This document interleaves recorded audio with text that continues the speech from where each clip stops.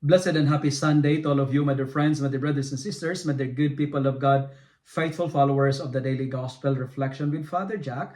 My dear kababayans, today is March 9, 2025, and today is the first Sunday of Lent Year C. Today's Gospel is from the beautiful and the wonderful account of the Gospel of Luke, chapter 4, verses 1 to 13. Our readings for this Sunday wanted to tell us that all of us, man is never free of temptations. Temptation is real. It is part and parcel of our spiritual journey. It is everywhere. It exists anytime. You know what? Nobody is exempted of temptation. Even Jesus himself was a victim of it. No one is spared of temptation.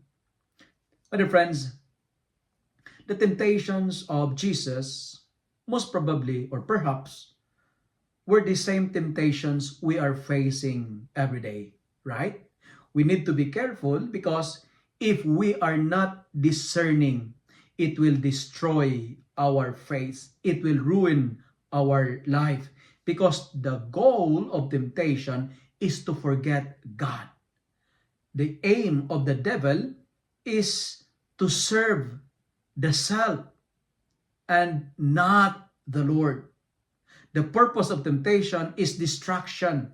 Temptation is like a trap. It is like a bait inviting us to bite. And the pattern of temptation is to go against God, leading to disobedience. Today, the gospel tells us that temptation is like a desert or wilderness experience. It will strike when you are alone. It will happen when you are weak, when you are lonely, when you're sad and depressed. It will come in your most vulnerable moment in life. And Jesus was tempted when he was hungry and weak.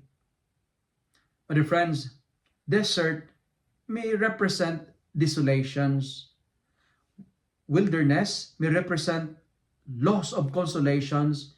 It may be an experience of sufferings, maybe a family breakups, maybe loss of your job, any health issues, your experience of financial crisis and burdens, or perhaps your experience of a spiritual dryness.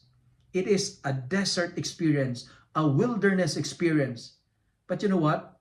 Stay in the desert, remain in the wilderness because God is journeying with you even in the wilderness. God is journeying with you even in the desert. Desert is a place where you can experience purification and discernment. In the desert, you will realize what is the most important and essentials in life. In the desert, you will realize that you are not alone. In the desert, we need to control what controls us. The three temptations that we need to watch out are the following, and I call it the 3F. 3Fs. F, F, F. The temptation for food, the temptation for fame, and the temptation of the flesh. Food is temptation against greed and gluttony. Food, temptations against power and pride. And flesh, it is the temptations to be dominated by lust and any sexual inordinate desires. The desire of the flesh, and this is the first temptation, the desire of the flesh, and that is turning stone to bread to satisfy the stomach. That's the first temptation. In our world nowadays, we are surrounded by so many buffet, restaurants offering eat all you can. There's a promo for materialism to fill our stomach.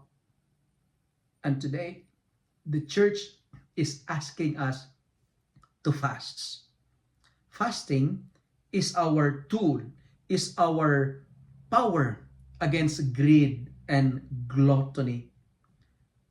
Fasting is our weapon against unsatisfied worldly cravings. Fasting is the best antidote to the desire of the flesh. And the second temptation is the desire to dominate, to rise in power. And that's what I called fame. The desire to have more.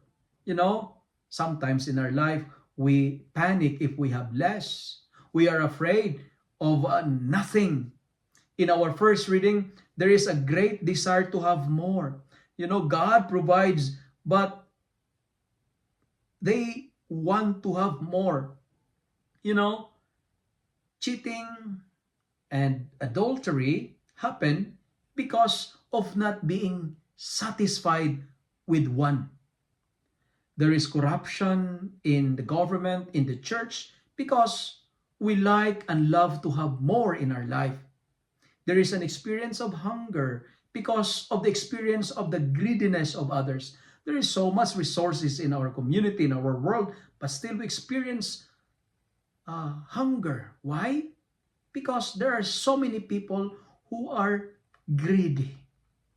In a world full of longing for fame, hunger for power, the Lord is promising us, the Lord is proposing us to serve Him alone. That's why the antidote to this kind of temptation is by practicing almsgiving. Friends, desire for less rather than to have more, because less is more. What matter is not what we acquire, but who we serve. Because our blessedness is not on what we have, but who we have. And the third and the final temptation is the desire to forget God. Nowadays, in our world, we lost the sense of God and divinity. Some people want to eliminate signs of faith. You know, some were persecuting those who believe in God. And the antidote to this kind of temptation is prayer. Trust the Lord at all times. Therefore, fasting, almsgiving, and prayer are our effective weapons against the temptations of the flesh, the temptations of fame and food. My dear friends, my dear brothers and sisters, in the season of Lent, we are asked by the church to discipline ourselves by observing these three pillars of Lent: fasts, pray, and give alms. To conclude, since we're talking about temptations is not a sin, but it is temptation is not a sin, but inviting us to sin. Let me clear what I'm trying to say. Temptation is not a sin, but it is an opportunity to do good. When there are situations or moments that you are tempted, meaning to say, God is giving you the chance and occasions to prove that you are good. When there is an occasion of temptation, meaning to say, God is giving you the opportunity to enter the kingdom of heaven.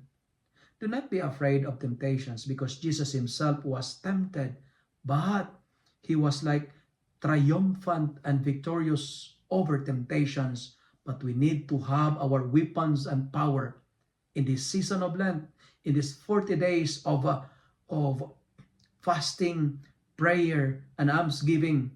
Arm yourself with these three important weapons. And let me end my reflection by saying, repent and believe in the good news. If you love and like this reflection, kindly share it with your friends. Share it with your family. Make the Word of God viral so that many will be blessed. Amen.